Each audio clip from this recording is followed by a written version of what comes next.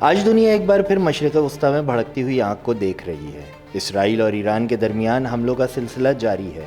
کہیں میزائل داغے جا رہے ہیں، کہیں ڈرون حملے ہو رہے ہیں، مگر یہ سوال سب کے ذہن میں گردش کر رہا ہے، آخر ایران کی باری کیوں آئی؟ جواب جاننے کے لیے ہمیں صرف موجودہ خبروں پر نہیں بلکہ تاریخ کے گہرے اور خون آلود صفحات پر نظر ڈالنی ہوگی۔ یہ کہانی صرف اسرائیل اور ایران کی نہیں بلکہ پوری مسلم دنیا کی تقسیم، کمزوری اور اندرونی اختلافات کی بھی ہے۔ یہ 14 مئی 1948 کی بات ہے۔ دوسری جنگ عظیم کے بعد اقوام متحدہ نے فلسطین کو 2 حصوں میں تقسیم کر کے ایک یہودی اور ایک فلسطینی ریاست بنانے کا اعلان کیا۔ عرب ممالک نے اس فیصلے کو ماننے سے انکار کر دیا اور یوں اسرائیل اور عرب دنیا کے درمیان پہلی جنگ چھڑ گئی۔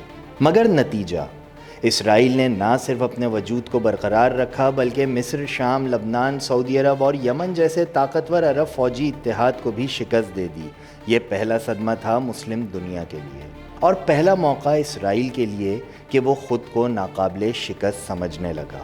1956 میں سوئس کینال پر جھگڑا ہوا۔ اسرائیل اور مصر آمنے سامنے آئے، لیکن جلد ہی امریکہ اور سوویت یونین نے مداخلت کر کے معاملے کو ٹھنڈا کر دیا۔ پھر آیا 1967، ایک ایسا سال جس نے مشرق وسطیٰ کے نقشے کو بدل کر رکھ دیا۔ 6 روز جنگ میں اسرائیل نے مغربی کنارہ غزہ، گولان ہائٹس اور مشرقی یروشلم پر قبضہ جما لیا۔ یہ قبضے صرف زمینوں پر نہیں تھے، یہ عرب دنیا کی عسکری ناکامی کا کھلا ثبوت تھے۔ 1973 میں مصر اور شام نے اچانک حملہ کر کے اسرائیل کو بھاری نقصان پہنچایا، لیکن 1979 میں مصر نے اسرائیل سے معاہدہ کر کے سینائی واپس حاصل کر لیا۔ یہ عرب دنیا میں پہلا باضابطہ معاہدہ تھا جو اسرائیل کے وجود کو تسلیم کرتا تھا، اور یہی وہ لمحہ تھا جب مسلم اتحاد مکمل طور پر کمزور پڑنے لگا۔ 1978 میں اسرائیل نے لبنان میں فلسطین لبریشن آرگنائزیشن کے خلاف بڑی کارروائی کی۔ 2000 افراد مارے گئے اور یہی حملے حزب اللہ کے قیام کا باعث بنے۔ 2006 میں حزب اللہ اور اسرائیل کے درمیان زبردست جنگ ہوئی، جس میں اسرائیل کو شدید مزاحمت کا سامنا کرنا پڑا۔ اسی دوران ایران نے حزب اللہ اور بعد ازاں حماس کی کھل کر حمایت شروع کر دی۔ 1987 میں پہلی انتفاضہ ہوئی، فلسطینی عوام کی اسرائیل کے خلاف عوامی بغاوت۔ اس کے دوران حماس وجود میں آئی، جو بعد میں ایران کی حمایت یافتہ تنظیموں میں شامل ہو گئی۔ ایران کی یہ مداخلت اسرائیل کے لیے ناقابل برداشت تھی۔ حماس اور حزب اللہ کو کمزور کرنے کے بعد اب اسرائیل کی نگاہیں ایران پر مرکوز ہو چکی ہیں، کیونکہ ایران نہ صرف اسرائیل کے دشمن گروپوں کو سپورٹ کر رہا ہے بلکہ خود جوہری طاقت بننے کی کوشش میں ہے۔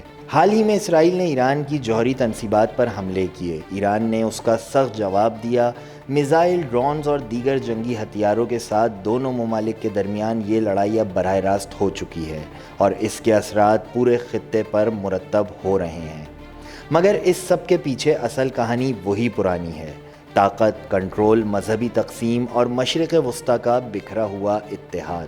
یہ جنگ صرف میزائلوں اور بموں کی نہیں، یہ نظریات، اثر و رسوخ اور تاریخ کا تصادم ہے۔ اسرائیل چاہتا ہے کہ خطے میں صرف اس کی طاقت قائم ہو، اور ایران وہ واحد ملک ہے جو کھل کر اس کے خلاف کھڑا ہے۔